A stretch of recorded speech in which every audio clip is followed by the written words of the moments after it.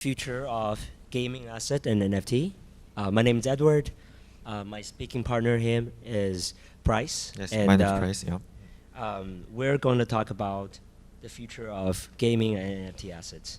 Well, thank you for coming, and we'll just take a minute and introduce ourselves briefly. Mm-hmm. Bryce, you want to begin? Yeah. Yeah. Hello, my name is Price, and I'm CEO at One Planet, which is the NFT marketplace on Polygon. Since I'm the infrastructure player on Polygon related to the NFT, so I can tell you about the NFT and the game related relationship to you guys. Yeah. And hi everyone, my name is Edward. I'm a Web3 advisor and investor.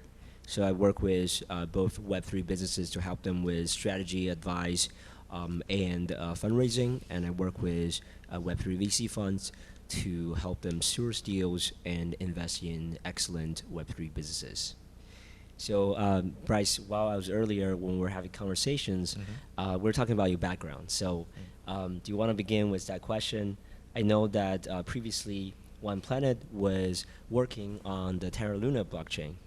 So you worked very closely with Luna. How was that experience? And of course, after the collapse of Terra Luna, how did you guys rebuild and go from there? Yeah, since we are based on South Korea, so also Terra Luna is based in Korea, so we are familiar with the Terra blockchain. So most of my friends are also CEO at the Terra DeFi protocol or game protocol like that. So since there's many game companies, famous game companies in Korea, so many game companies are building Terra blockchain too. So we want to support them to that onboard the gamers easily to Terra blockchain. So when we preparing it with the Terra blockchain, the Terra crashed suddenly. So we closed our whole platform, and we don't have any work or any things to do move forward. So, but since we were #1 marketplace on Terra, we can meet most of the foundations. We met more than tens of foundations, and they suggest us to build on their own chain. But thankfully, Polygon has a bright future, and they support really many things to us. So we choose Polygon to migrate our marketplace. So since Terra is the biggest, one of the biggest NFT blockchains, include Ethereum and Solana. So they have to move other chains together. So we built a bridge for them, and most of the NFT project from Terra is migrate to Polygon with us. So we have to keep some strong community in Polygon when we started. So as with Terra community is strong, and they are still strong. So we can be the most of biggest we can be biggest NFT marketplace on Polygon. So we are still friendly with the Polygon blockchain and Polygon Foundation. So it will be nice start point in Terra, and we are leveraging now. Yeah. I see. So, speaking of the top of this topic, which is the future of NFT gaming and also the future of NFT assets, what's on your horizon? Like, what are you looking at the horizon over there? What do you see? Oh, I'm the NFT player, so I want to say about the NFT. So I think I'm focused on the NFTs interoperability, because it is not that charm for the big company, but it can be useful to small or medium-sized company, because they have less of resource to build strong IP or strong some content, but people can everyone can help them to build a strong IP or strong content. So it will be built faster than before when they do it as an NFT. So I bet at that part. So our marketplace are so support that help some infrastructure or feature that project needs. Yeah. And I know that because you guys transitioned from Terra Luna blockchain to Polygon.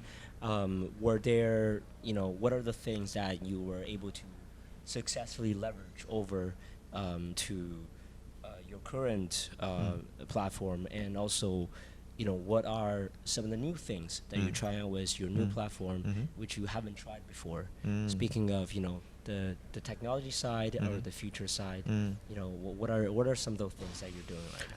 Oh, the revolution in the revolution side, we know how to success in the chain. So because we have the history of the first marketplace on Terra, so we can we learn each right, and we can use same method in Polygon.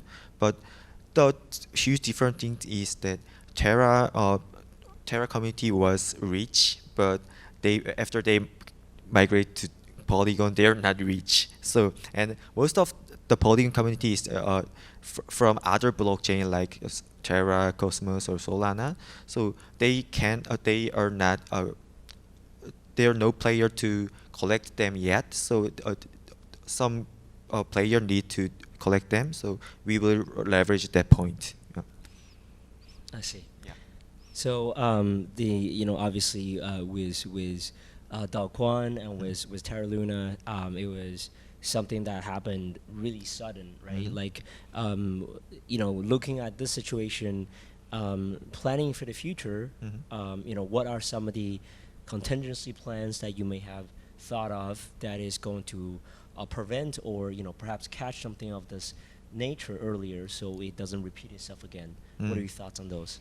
So I always say to game company that you don't have to build on just one chain, because we got attacked from them. So especially on game company, I always said keep it multi-chain, because they can reduce the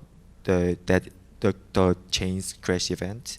So it is really important. And also many NFT marketplace include OpenSea and Magic Eden are focus on the multi-chain, because which chain will be successful in the future. So I think it's really important point. Yeah. Also the session is above the half, so I want to also hear your story. Yeah.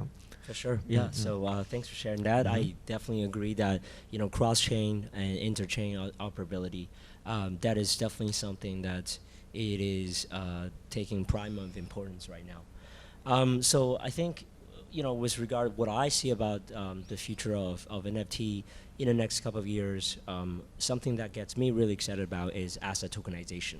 So asset tokenization is basically a process of how we can tokenize real-world assets and essentially convert the ownership rights of these assets into digital property ownership.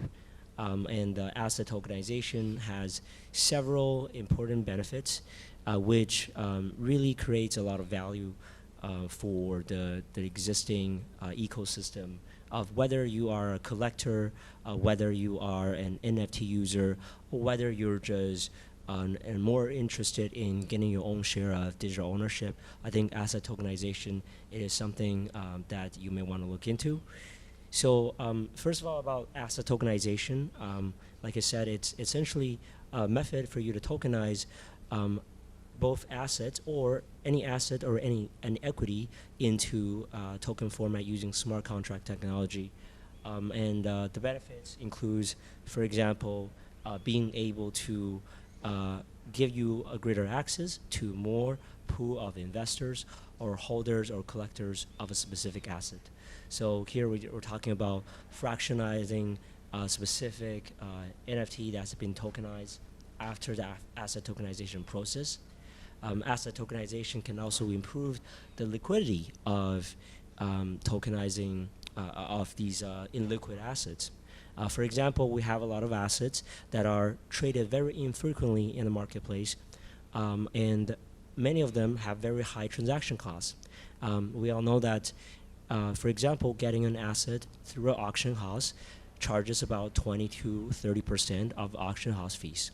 Now that 20 to 30% of auction house fees is real value that can be saved by either the collectors or the sellers. And tokenizing an asset would allow an asset to be easily traded and exchanged without having to pay such a high fee. And lastly, I think asset tokenization is something that really democratize this digital property ownership rights for everyone. So there's a lot of people in the world, probably not for everyone who's sitting here today, but in other parts of the world that have the lack of digital property ownership, who have not been graced with the access to a traditional banking system, and they can greatly benefit from investing in tokenized assets. And there is also the notion, even in this part of the world, of what's called accredited investors, which essentially divides who can invest in a specific type of asset and who cannot. And I believe asset tokenization is the pathway that allow that wall to be erased between accredited investors and non-accredited investors, and give everyone the same equal right to invest in digital property assets. There are also, of course, some challenges associated with any future, including property and asset tokenization. But first, I would like to ask Bryce this question. Yeah. With what you're seeing with whatever is happening with your marketplace and the transition after you transition from the Terra Luna blockchain, what are the biggest challenges that you're facing in this space, specifically now, and also looking 2 or 3 years into the future? What are you seeing that are the biggest challenge that is preventing you from going where you want to go? Actually, in the blockchain, people are only focused on the timeline, but we have to focus on the midline. For example, in Polygon, I think who knows the NFT transaction volume of the ranked hundreds project? I can't imagine anyone know it, because the answer is the top 100 rank secondary volume revenue is just $25K. Each just the pay that project can pay the interns fee. So after they work hard, that project can only maintain just an intern, and with some contract, I think. So people have to focus on the mid scale project, and also infrastructure player can help to move that project move faster. So we are the one of the marketplace and infrastructure player to help them. Yeah, I think it's the most important things to NFT project go bigger than before. Yeah. So it's scaling. Yeah, scale. basically. Yeah. I agree with that as well. Now back to my topic about asset tokenization. I think the biggest challenge that we see right now is coming from the regulation standpoint, and also the adoptions of the market. So the way I look at this is, I think with any new and upcoming technology, there's 3 factors that need to be satisfied in order for this to really thrive. The first one being the technology itself, second is regulation, and third is adoption. And with where we are with asset tokenization, we certainly have the technology to achieve it with all this technology in ERC 721 tokens, with NFTs. We're able to fractionize and tokenize any asset or equity we would like. The biggest challenge that we saw right now is, especially in the U.S., the scrutinies of SECs and other security regulations across the world that is proving to be a headwind for this asset tokenization industry. And lastly, adoption. I think more people will come to enjoy and embrace asset tokenization once they understand more about this industry and how important it is to their personal and professional lives. I think the future is very bright for us. Yeah, I agree. Yeah. Thank you. Thank you so much. Thank you for your time. Yeah.